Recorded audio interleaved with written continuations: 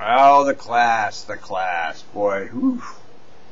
I'm telling you, 8 hours of that class is enough to make me pull my fingernails right out of my fingers.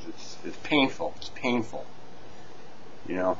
And in this particular class, there's so much information that it's too much information. You can't process all of that information in 8 hours of sitting there and listening.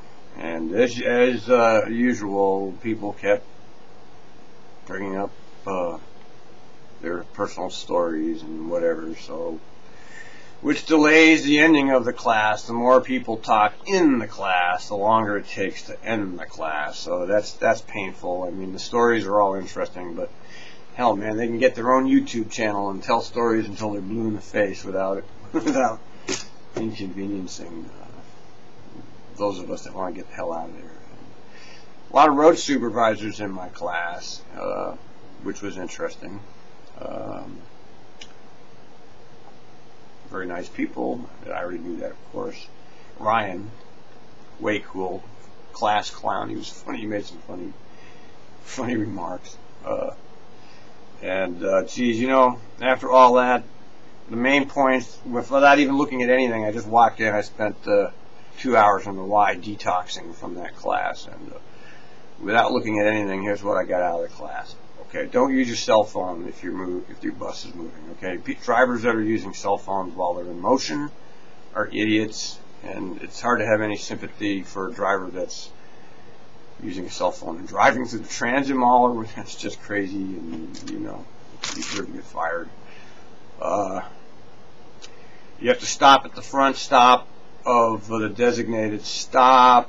There's basically 3 lanes. There's the service lane, which is where the buses are picking up people. There's the transit lane, I guess they call it, where buses and trains ride when they're not picking up people, and then there's the traffic lane.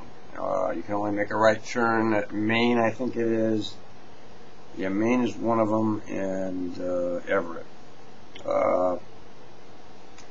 What else? What are the other big lessons? Oh yeah, the order of priority to move is in the reverse of what it used to be. If you're in the service stop, you don't get priority. You have to wait. That might be hard to remember that for those of us that used to drive the old mall. It might be automatic to just start. Let's see, what else? I don't know. I just think that if you have any common sense and any brains at all, just be careful going through there. Let the train drive in front of you. I guess that's another point I came away with. Don't run any damn red lights. You know, most bus drivers aren't paying attention to the current events. I don't know a handful that do, including me. And, you know, you have these high-profile cases. Just stop. You know, it's not a big deal. So that's what I learned. Okay, you got to pull up to the stop. You got to go into the stop at the back of the block. You let the train go in front of you. Don't move until you know there's no train anywhere in the vicinity. If you see a train, don't move. Basically, don't move. If you see a train in motion, don't move. I don't care what the light says, okay?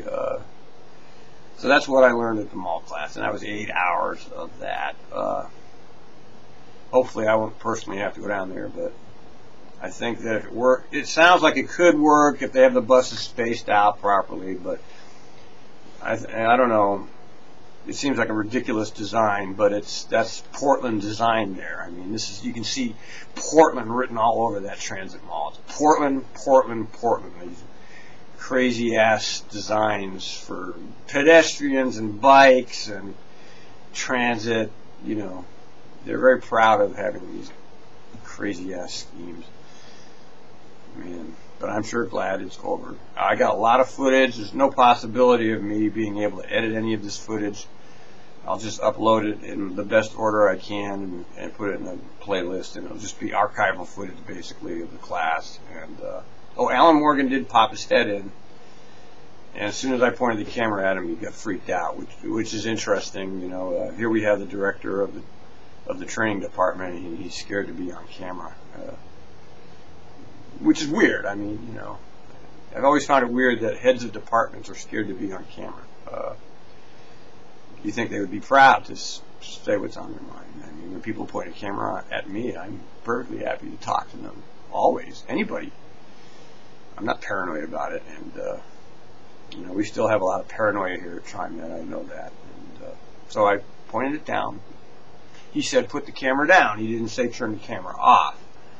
So I did put the camera down. I was continuing to tape without pointing at him, however. And he didn't say anything that was of any major significance that he would be embarrassed about, so I don't understand that paranoia either. So hopefully we won't have to attend another class for a while, because I really can't take 8 hours. And then when the test was given, I filled in the questions by answering not a verbatim read back of the manual. I filled it in with the appropriate response, paraphrase, which is what I do anyway. And of course, they didn't want that. They wanted exact. You got to have the exact words, which what the hell difference does that make? But if you know what to do, you know what to do. You just have to have all the right terminology and all of that. It's just crazy.